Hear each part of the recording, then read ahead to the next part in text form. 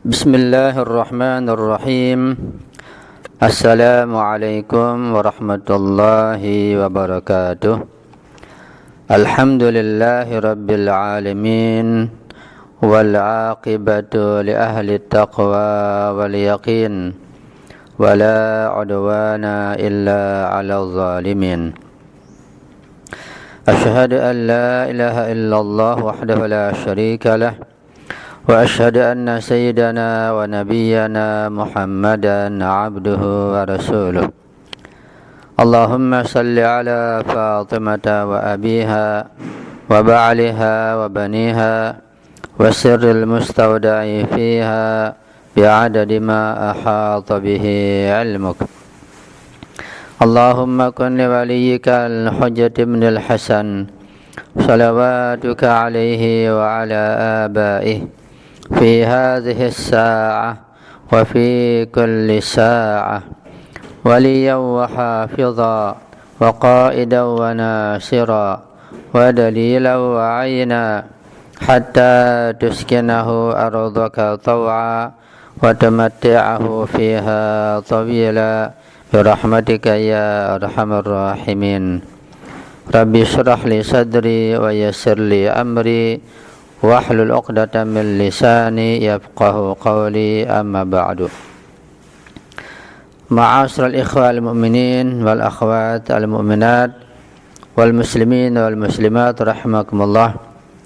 Alhamdulillah, kita bersyukur kepada Allah Subhanahu wa taala dengan taufik, rahmat dan hidayahnya kita kembali dapat menjalankan sebagian kewajiban kita menuntut ilmu, yang dalam hal ini kita akan mengkaji ilmu akhlak dengan membaca syarah kitab Risalatul Huquq Imam As-Sajjad Imam Ali Zainal Abidin alaihissalam, dan kita masih membahas tentang hak-hak sedekah, dan kita masih membacakan juga hadis-hadis dan riwayat-riwayat yang berkaitan dengan masalah sedekah. Pada pertemuan minggu yang lalu, pertemuan yang ke-39, kita sudah memasuki pembahasan tentang batasan sedekah, dan saya sudah membacakan ayat Al-Quran tentang batas sedekah yang terdapat di dalam surat Al-Isra ayat 29. Saya ulangi sedikit. Pada pertemuan yang ke-40 ini insya Allah kita akan lebih banyak membahasnya, dan kita akan bacakan riwayat-riwayat yang berkaitan dengannya. Di dalam surat Al-Isra ayat 29, Allah Subhanahu wa taala berfirman, A'udzu billahi minasyaitonir rajim. Wa la taj'al yadaka maghlulatan ila 'unuqika wa la tabsutha kullal basti fataq'uda maluman mahsura. Dan janganlah kamu jadikan tanganmu terbelenggu pada lehermu. Ini bahasa kinayah, bahasa kiasan tentang larangan pelit, larangan mencegah memberikan sedekah. Hatta dipegang kuat-kuat, dikuasai sepenuhnya, dan tidak diberikan kepada orang yang berhak, yaitu fakir miskin, yatim piatu dan sebagainya sama sekali.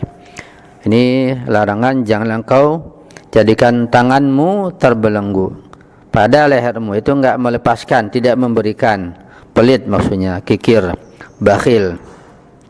Ini larangan dari Allah Subhanahu wa taala di dalam Al-Qur'an Al-Karim. Ini batasan sedekah. Dari sisi lain, Allah juga mengatakan wala tabsutha kullal basti, dan janganlah kamu terlalu mengulurkannya. Jangan membelenggu, juga jangan terlalu mengulurkan, yaitu memberikan sedekah berlebihan. Kenapa demikian? Fataq'uda maluman mahsura, karena akibatnya kamu akan menjadi tercela di masyarakat di sisi Allah, dan akan menyesal ketika semua harta diberikan pada fakir miskin, pada yatim piatu, pada orang yang membutuhkan, sementara kamu sendiri, keluarga kamu kesusahan, kelaparan. Ya. Hadis-hadis yang berkaitan dengan hal ini diantaranya sabda Rasulullah Sallallahu Alaihi Wasallam, al-mu'tadi fis sadaqati kamani'iha. Al-mu'tadi fis sadaqati kamani'iha. Rasulullah Sallallahu Alaihi bersabda, orang yang melampaui batas dalam bersedekah itu seperti orang yang tidak bersedekah, atau orang yang mencegah bersedekah, orang yang melarang bersedekah. Kamani'iha. Apa maksud hadis ini? Hadis ini melarang kita Rasulullah melarang kita untuk bersedekah yang berlebih-lebihan, yang melampaui batas. Apa contohnya? Contohnya misalnya masalah sedekah makanan lah. Kita memiliki makanan, memiliki beras, memiliki barang-barang dapur, ya. Karena fadilah sedekah begitu besarnya, pahalanya begitu besarnya, nah kita sedekahkan apa yang ada di dapur itu semuanya. Beras, makanan, sayur-sayuran, semua kita sedekahkan. Sementara keluarga kita sendiri kekurangan, kelaparan, nggak ada yang dimasak, kita kerepotan. Ini namanya al-mu'tadi, berlebihan. Ini sama dengan orang yang tidak bersedekah, nggak ada pahalanya. Bahkan bisa jadi malah berdosa karena menyakiti dan menzalimi keluarga. Atau misalnya punya pakaian ya yang bagus-bagus, dikasih ke orang lain, sedekah. Tapi dia pakai pakaian yang compang-camping, yang jelek, sehingga di masyarakat dia terhina. Apalagi kalau naudzubillah, kalau terhina di masyarakat, ada perasaan bangga dia terhina. Itu penyakit yang sangat berbahaya. Jadi ada orang-orang yang punya penyakit malah bangga. Ini berbahaya.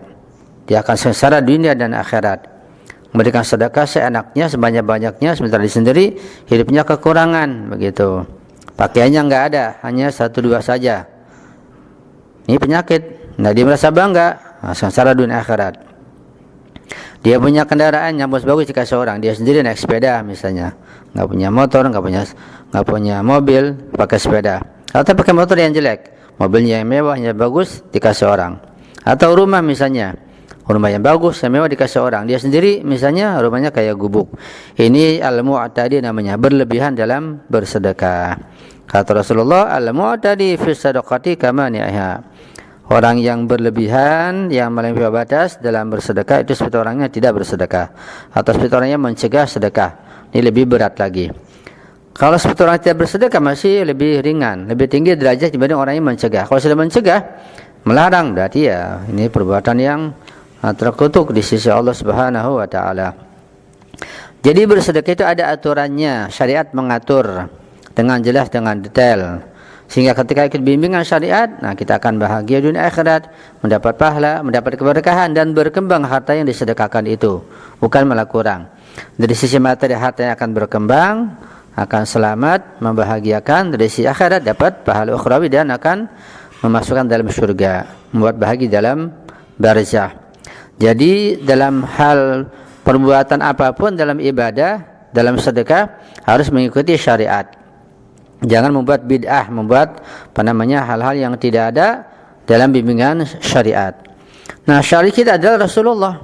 Tolak ukurnya syariat dari Allah turun kepada Rasulullah, dan kemudian disampaikan oleh semua ma'sumin, dari Imam Ali, Sayyidah Zahra sampai ke Imam zaman Imam Mahdi. Mereka panutan kita. Mereka memberi arahan pada kita. Mereka menyampaikan risalah dari Rasulullah kepada kita. Itulah risalah yang murni. Itulah ajaran Islam yang murni yang disampaikan oleh Rasulullah dari Allah lewat jalur ahlul bait. Mereka orang yang jujur, mereka orang yang alim, mereka orang yang suci. Quran menyatakan, hadis mutawatir, inilah sebaiknya Islam, senikmat-nikmatnya agama. Alhamdulillah. Nah, kalau kita betul-betul menerima dan ikuti bimbingan mereka, yaitu para imam suci ahlul bait, yang tidak seorang ulama muslim pun apapun mazhabnya yang tidak mensucikan mereka. Mereka Allah yang mensucikan. Lihat ayat At-Tahir ya, dan lihat ayat yang lainnya tentang kesucian ahlul bait, Imam 12, berdasarkan riwayat-riwayat yang mutawatir. Jadi kalau kita ikut bimbingan mereka, ikut aturan mereka, kita bersyariat akan diterima oleh Allah Subhanahu wa taala. Tidak ifrat tafrid, dalam sedekah tidak berlebihan, ya. Juga tidak sangat pelit. Ya, mudah-mudahan kita bisa memahami hal ini dengan baik sehingga kita betul-betul konsekuen dengan ajaran Rasulullah lewat jalur keluarganya yang suci, lewat Ahlul Bait alaihi salam.